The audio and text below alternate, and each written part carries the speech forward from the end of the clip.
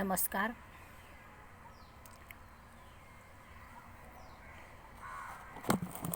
आपण गेले 3 दिवस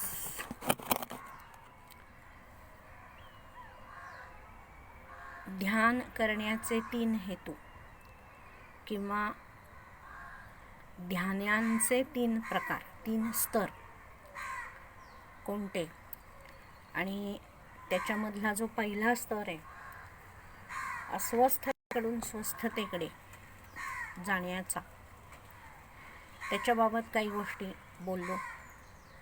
ध्यानाची सुरुवात करताना काय काय गोष्टी करायच्या, तांत्रिक, त्याच्याबद्दल बोललो. मला काही लोकांनी श्वसन लयबद्ध करताना उपयोगात आणायच्या ॲपबद्दल काही विचारलं होतं. तर त्या ॲपचं नाव आहे मेट्रोनोम, METRONOME,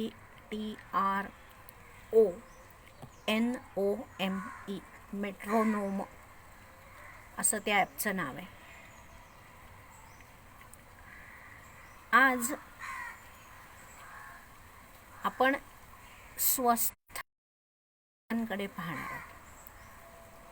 जसं काल सांगितलं की स्वप्न पाहायचं हा एक आधुनिक उपाय आहे, किंवा त्याला आपण प्रतिपक्ष करण्याचं एक तंत्र समजूया. की स्वस्थतेबाबतचं एक स्वप्न पहा आणि त्या स्वप्नातनं काही वेळापुरती का होईना पण स्वस्थता, मानसिक शांतता याचा आनंद घ्या.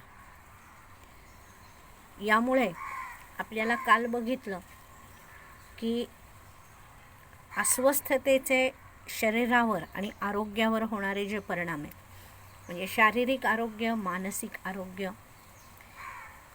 हे आपल्याला कमी करता येणार आहेत. आपल्याला लगेच स्वप्न बघून ध्यान करता येईल, आपण ध्यानी होऊ, आपण खऱ्या अर्थाने यशस्वी हो की नाही माहिती नाही. अस्वस्थतेचे आपल्या शरीरावर होणारे परिणाम, मनावर, इतरांवर त्याचे होणारे जे आपलं कुटुंब अस्वस्थ असतं, आपलं कुटुंब, 3 कुटुंब, 4 कुटुंब, सगळा समाज अस्वस्थ होतो.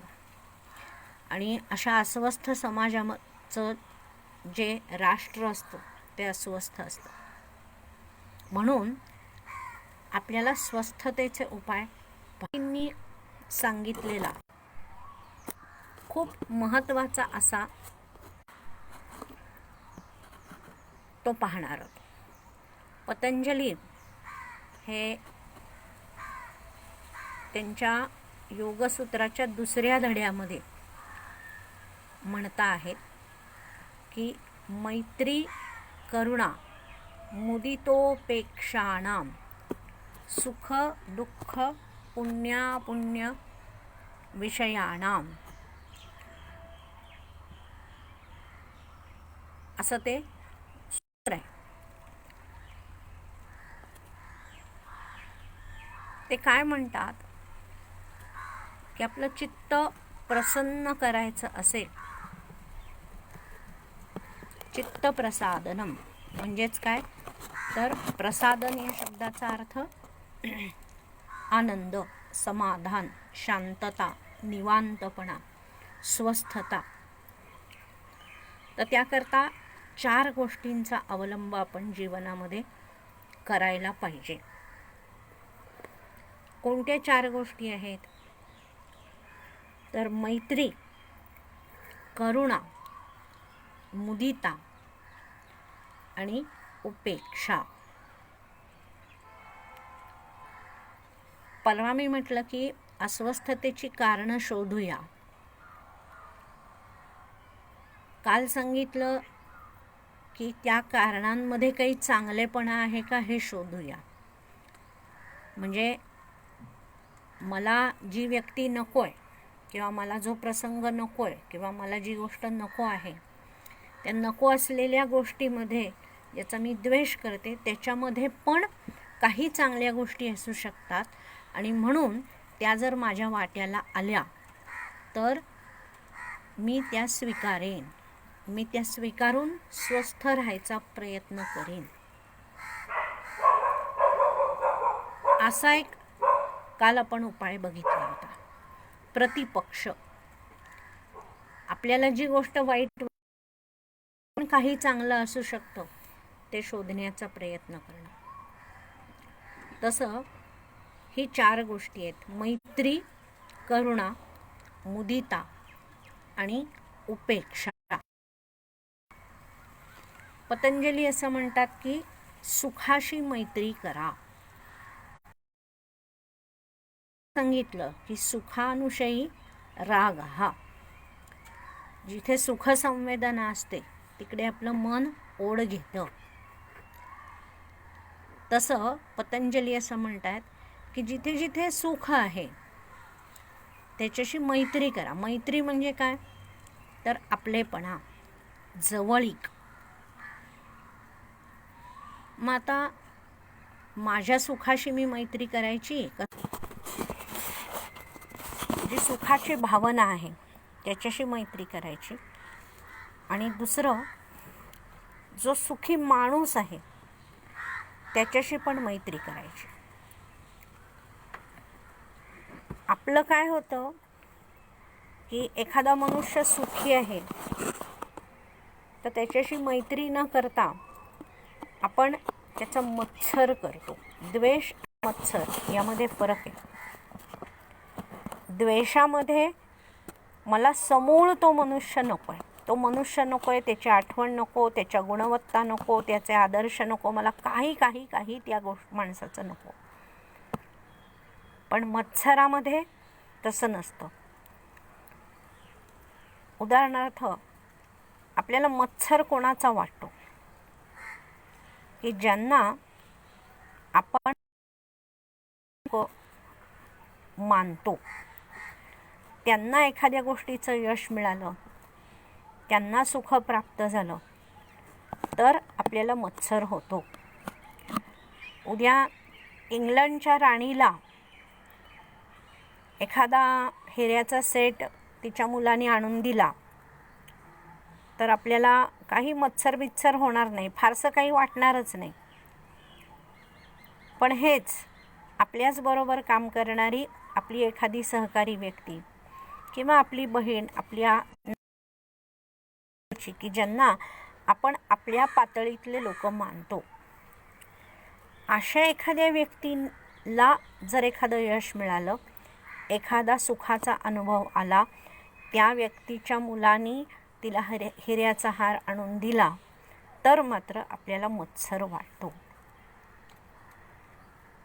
तर उलट पतंजली असं सुचवत आहेत की असा हार ज्यांची मुलं आणून देतात त्या मुलांशी आणि त्या आईवडिलांशी मैत्री करायची, आपलेपणा.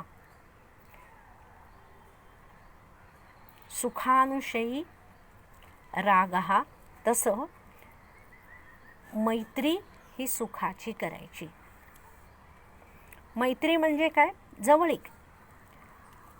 मग आता ही जवळीक म्हणजे काय, त्यांना घरी जेवायला बोलवायचं, आपण त्यांच्या घरी जायचं, त्यांच्याबरोबर सिनेमाला जायचं, अशी जवळीक पतंजलींना अपेक्षित आहे का?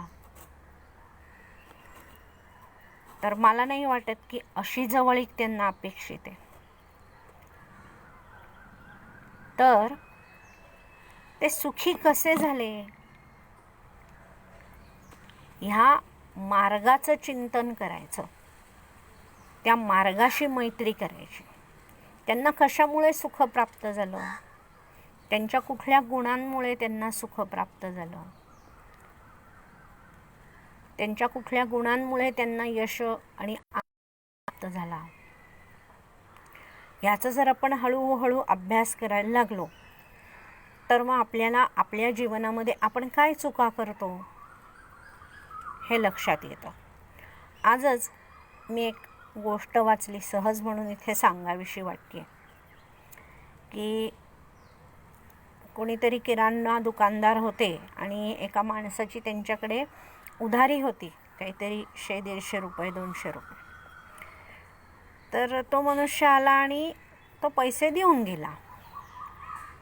नंतर असं झालं की त्या दुकानदाराचा भाऊ दुपारी बसला आणि तो जो मनुष्य होता त्याची बायको आली. यांनी सांगितलं भावाने की अहो तुमची उधारी खूप दिवसांपासून आहे, म्हणून त्या बाईनी पण पैसे दिले.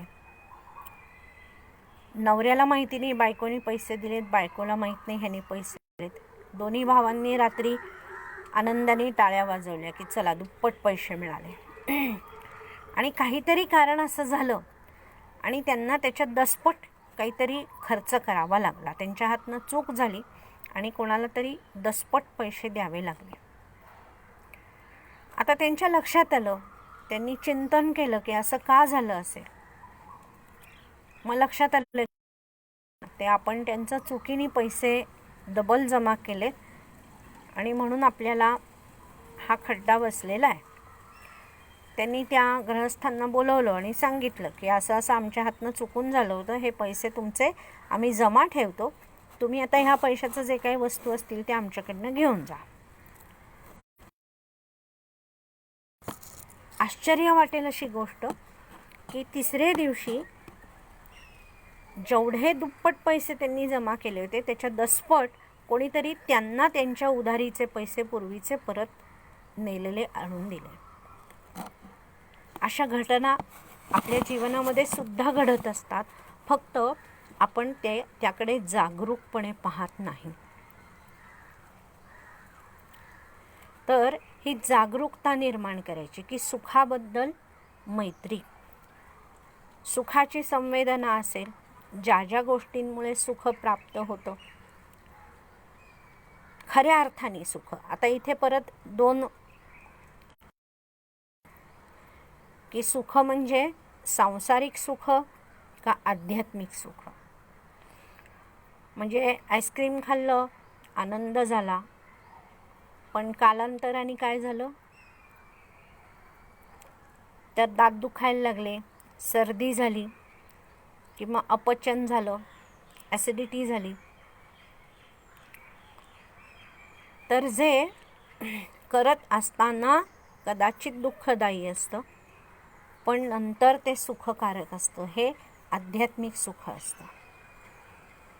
तर अशा आध्यात्मिक सुखाचे जे मार्ग आहेत त्याच्याशी मैत्री करायची, म्हणजे त्याच्याशी जवळीक करायची, असं इथे पतंजलींना अभिप्रेत असावं. किंवा जे सुख त्यांच्याबरोबर राहायचं, त्यांच्याकडनं शिकत राहायचं, त्यांच्याशी जवळीक करायची, त्यांच्या सुखामध्ये आपण आनंद मानण्याचा प्रयत्न करायचा, ध्यात राहायचं. हा पहिला मार्ग पतंजली सुचवतात. दुसरा मार्ग आहे करुणा आणि दया, असे दोन शब्द आहेत.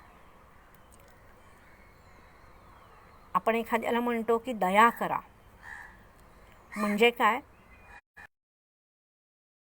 दयेची मागणी करतो ती व्यक्ती ही आपल्यापेक्षा जास्त शक्तिवान आहे, तिच्याकडे जास्त गोष्टी आहेत, त्या व्यक्तीकडे अधिकार जास्त आहेत. आपण पोलिसाला म्हणतो दया करा माझं चुकलं, आपण अधिकाऱ्यांना म्हणतो दया करा आमचं चुकलं, आपण देवाला म्हणतो की बाबा दया कर. दयेमध्ये म्हणून इथे पतंजलींनी करुणा हा शब्द वापरला आहे. करुणा या शब्दाचा अर्थ इंग्रजीमधल्या एम्पथी याच्या जवळ जातो. म्हणजे काय, तर त्याच्या दुःखामध्ये सामील व्हायचं. आपला एखादा मित्र आहे, मैत्रीण आहे किंवा कोणीतरी नातेवाईक आहे, त्यांचं दुःख आहे, ते काय आहे ते समजून घ्यायचं की दुःख काय आहे. समजा एखाद्या आपल्या मित्राची मुलगी आहे आणि तिला कॅन्सर झाला, तर आपण त्याच्यावर दया काय करणार आहोत, काही नाही.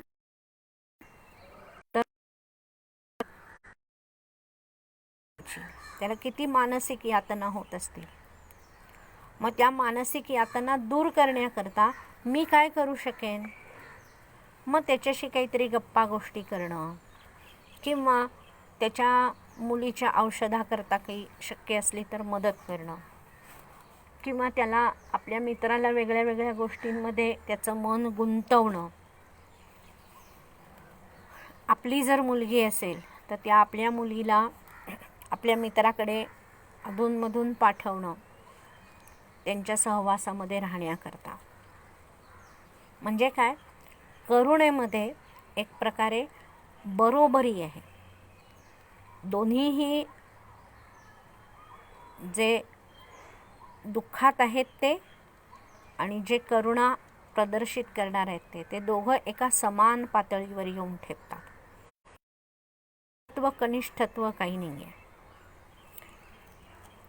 तर ह्याला म्हणायचं करुणा. जिथे दुःख आहे त्याच्या बाबतीमध्ये करुणा बाळगायची. मग मगाशी म्हणलं तसं की सुखाशी मैत्री करायची का सुखी माणसाशी करायची, तसं इथे दुःखाबाबत बाळगायची का दुःखी माणसाबाबत करुणा बाळगायची. तर परत दोन्ही गोष्टी की आपल्याला जे जे दुःखाचे अनुभव येतात त्या अनुभवांच्या बाबतीमध्ये कारुण्य भाव ठेवायचा की हो, अनुभवामुळं त्या प्रसंगामध्ये दुःख झालं होतं ह्याची जाण आपल्या चित्तामध्ये कायम करून ठेवायची. जिथे जिथे म्हणून दुःख आहे त्याच्यामध्ये आपला काय सहभाग असेल, त्या दुःखाचं कारण काय आहे, त्या दुःखाचं कारण मीच आहे का? मला दुःख झालं तर त्याच्यात माझा वाटा किती आहे, किंवा माझ्या आईला दुःख झालं तर त्याच्यात माझा वाटा किती आहे. मग ते दुःख मला कमी करण्याकरता काय करता येईल याचा अभ्यास करून त्यावरती काम करणं, प्रत्यक्षामध्ये ते उपाय करणं म्हणजे एक प्रकारे बाळगणं किंवा करुणा प्रदर्शित करणे. म्हणून तत्व सुखाशी मैत्री, दुसरं तत्व दुःखाबाबत करुणा, मग मुदिता आणि उपेक्षा. जे पुण्याचं काम करणारे लोक आहेत, आज आपण पाहतो आहोत की या सगळ्या विचित्र परिस्थितीमध्ये अनेक लोक दान देत आहेत, आर्थिक दान देत आहेत. हजारो डॉक्टर, नर्सेस, त्यांना मदत करणारे मामा, मावशी, सगळ्या जगभरातल्या सरकारी यंत्रणा, पोलीस खाती, हे सगळे लोक हे आपापल्या परीने या लढाईमध्ये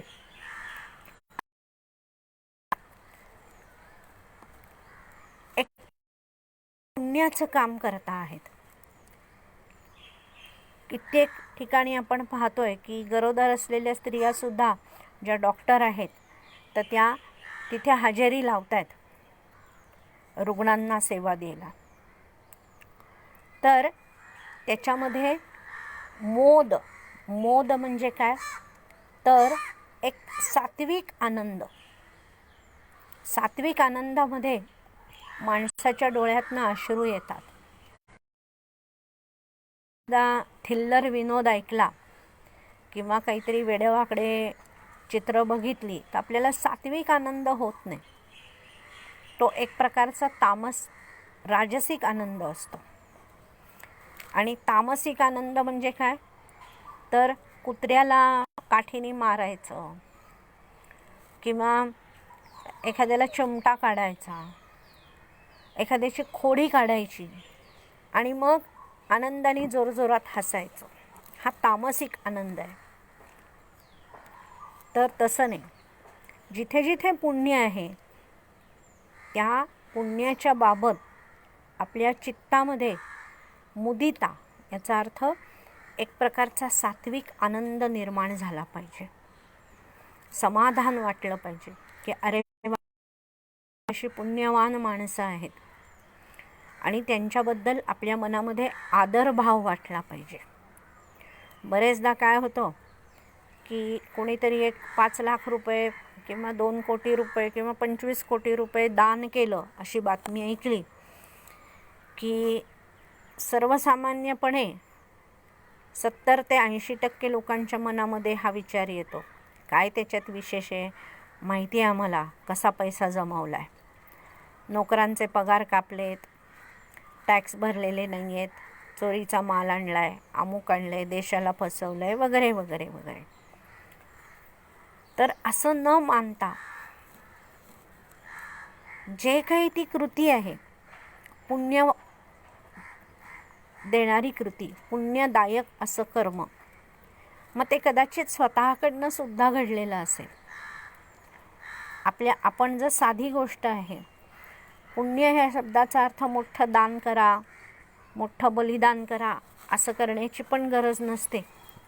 तर अगदी साधं आपण जर का सिग्नलवर उभे असू वाहन चालवताना, तर कमीत कमी आपण झेब्रा क्रॉसिंग ओलांडत नाही होत ना, हे बघणं सुद्धा आत्ताच्या काळातलं पुण्य आहे. त्यांना पटकन निर्णय करणं अवघड जातं की आपण भरकन पुढे जावं का मागण्या येणाऱ्याला रस्ता द्यावा. तर अशा वेळेला हॉर्न न वाजवणं परत परत, हे सुद्धा मी म्हणेन आजकालच्या काळातलं पुण्य आहे. कितीतरी छोट्या छोट्या अशा गोष्टी आहेत की ज्या पुण्य ह्या शब्दाचा अर्थ काय, तर एक प्रकारे दुसऱ्याला दुःख न देणं.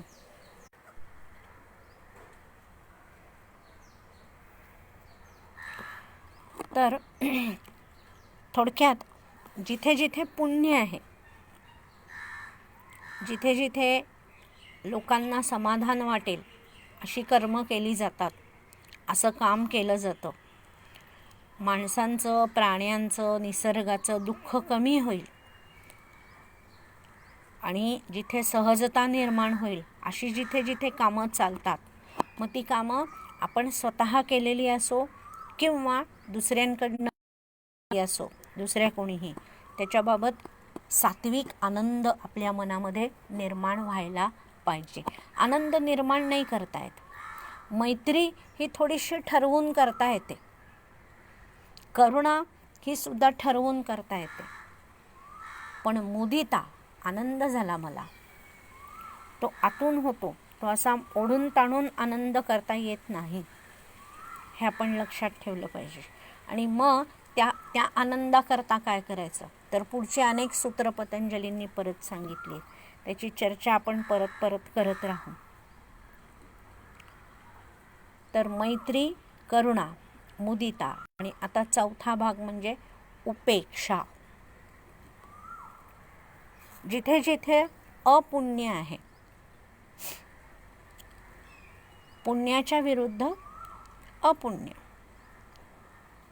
की जिथे जिथे लोकांना त्रास होईल असं काहीतरी घडतंय, कटकटी निर्माण होतील असं काहीतरी वर्तन केलं जातंय, दुसऱ्याच्या तोंडातला घास बळकावून घेतला जातोय, अशी जिथे जिथे कर्म होतात, कोणीतरी चोरी करतंय, हिंसा करतंय, दुःख देतंय, आईवडिलांना वृद्धाश्रमामध्ये अकारणपणे सगळं सहज चांगलं असताना सुद्धा नेऊन ठेवलं जात आहे. किंवा आज मोठा एक प्रश्न असा आहे की शाळेच्या फिया वाढवणार आहेत केवढ्या तरी, आणि कित्येक लोक असे आहेत की ज्यांच्या नोकऱ्या आता जातील.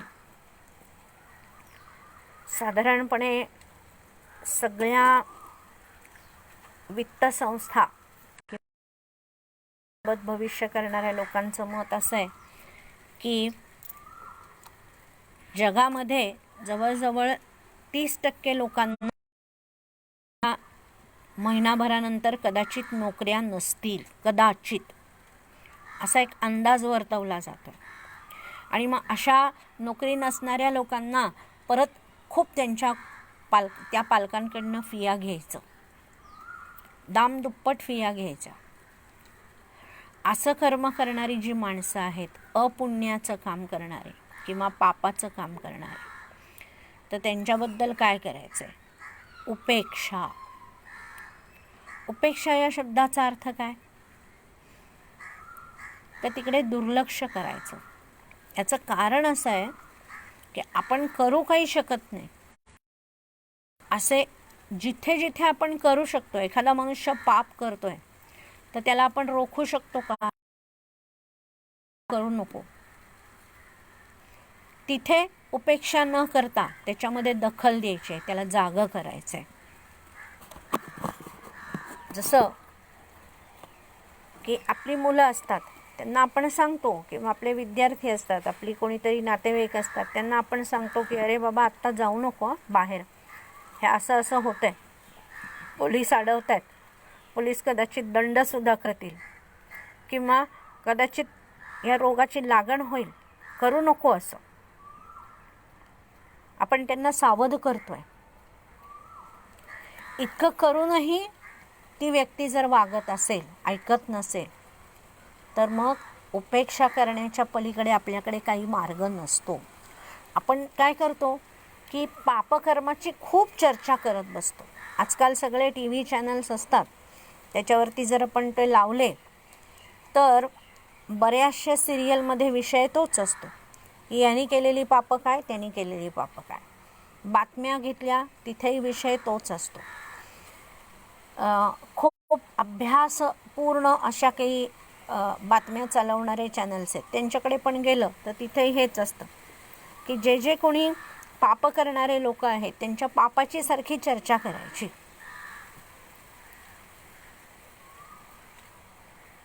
आणि ती परत रंगवून रंगवून करायची. अगदी त्याला खूप ग्लोरिफाय करून ती चर्चा केली जाते.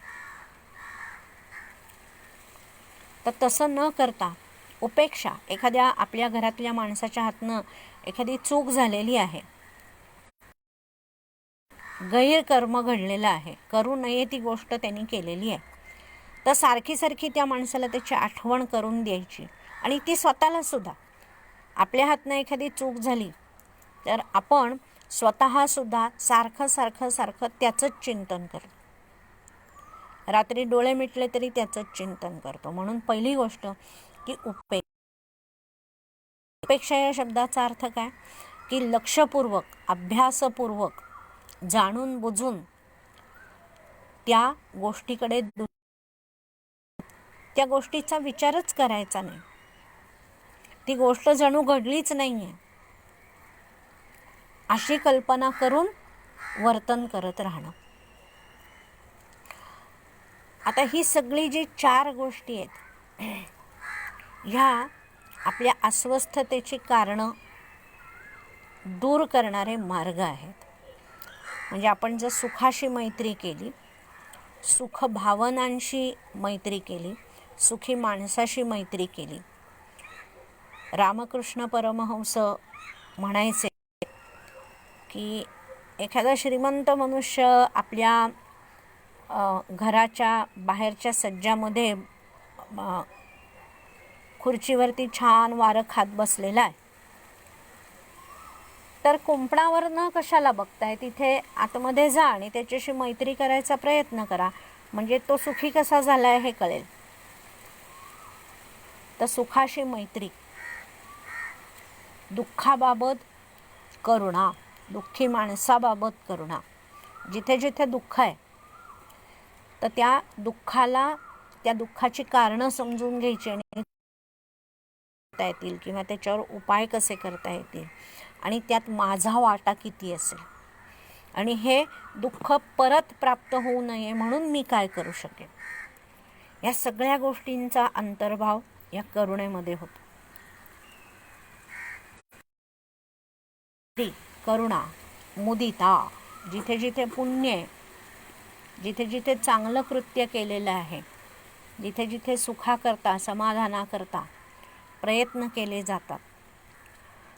आता ह्याच्यामध्ये सुद्धा खूप गोष्टी सांगण्यासारख्या आहेत, पण वेळेअभावी आपण आत्ता त्याला एवढंच म्हणूया की पुण्य. आपल्याला सर्वसाधारण भारतीय लोकांना पुण्य आणि पाप हे कळतं. तर पुण्याबाबत मुदिता आणि पापाबाबत करुणा. आपल्या पलीकडे गल्लीतल्या माणसाची कोणीतरी मुलगी रोज तिकडे जाऊन सिगरेट ओढते, तर एखाद्या दिवशी प्रत्यक्ष तिला बाजूला घेऊन सांगायचा प्रयत्न करूया की बाबा असं करणं हे तुला शरीराला तुझ्या भविष्याच्या दृष्टीने धोकादायक आहे, तर तू हे करू नकोस. किंवा कधीतरी तिच्या पालकांना हळूच जाऊन सांगायचं की बाबा जरा लक्ष ठेवा. पण असं न करता आपण काय करत राहतो, काही लोक चावटपणे अशा मुलीचा फोटो काढतात, मग तो व्हॉट्सअपवर टाकतात, कदाचित फेसबुकवर टाकतात, कदाचित तिच्या पालकांना अशा काहीतरी कॅप्शन घालून टाकतात की ओळखा ही मुलगी कोण आहे वगैरे, असे चाळे करणारे लोक असतात. करुणेच्या बरोबर विरुद्ध आहे, सॉरी उपेक्षेच्या बरोबर विरुद्ध आहे. उपेक्षा म्हणजे तिकडे दुर्लक्ष करायचं, पण ते सुधारण्याचा प्रयत्न करायचा. आणि मग जिथे आपले हात टेकतात, जिथे आपण काही करू शकत नाही, तिथे करुणा करायची.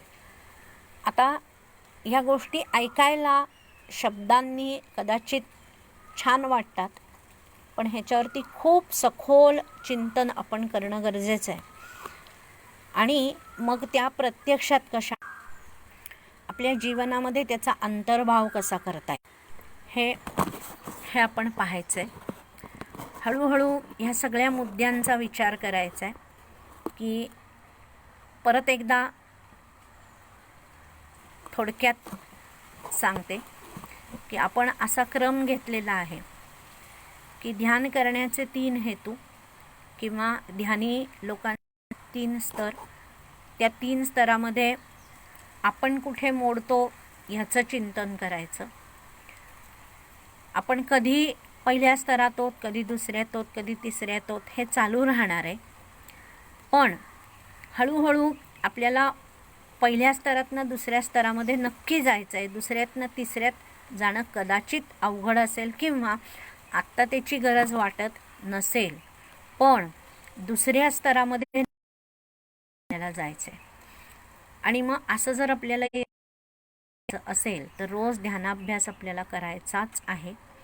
तो करत असताना अनेक वेगळ्या वेगळ्या गोष्टींचं चिंतन, त्याची कारणं शोधून त्या कारणांच्या बाबतीमध्ये ह्या 4 गोष्टी आपल्याला लागू करता येतील का, असं आज आपण बघितलं आहे. काल आपण बघितलं होतं की आपण स्वप्न बघायचं आहे आणि स्वप्न बघून झाल्यानंतर हळूहळू त्या अस्वस्थतेच्या कारणातलं चांगलेपणा, त्याचे सद्गुण बघायचा प्रयत्न करायचा आहे. आज आपण ही 4 गोष्टी बघितलेल्या आहेत. तेव्हा आता आपल्या रिवाजाप्रमाणे पुढचा काही वेळ, किमान 7 मिनटं आपण डोळे मिटून शांतपणे या प्रवासाला सुरुवात करूया. पहिल्यांदी नेहमीप्रमाणे प्रार्थना. काल आपण प्रार्थना बघितलेली आहे. आपल्याला ही प्रार्थना म्हणायची आहे. शक्यतोवर सगळ्यांनी डोळे मिटून बसा. मी प्रार्थना म्हणणारे आपण सर्वांनी ती मनापासून ऐकावी. सर्वे भवन्तु सुखिनः, सर्वे सन्तु निरामयः, सर्वे भद्राणि पश्यन्तु, मा कश्चित् दुःखभाग् भवेत्. ओम शांति शांति शांति. थोडा वेळ श्वसन आपलं संथ चालू द्या. स्वप्न बघा. हळूहळू ते स्वप्न बाजूला करून आपल्या मनाचा अभ्यास थोडासा करायचा आहे.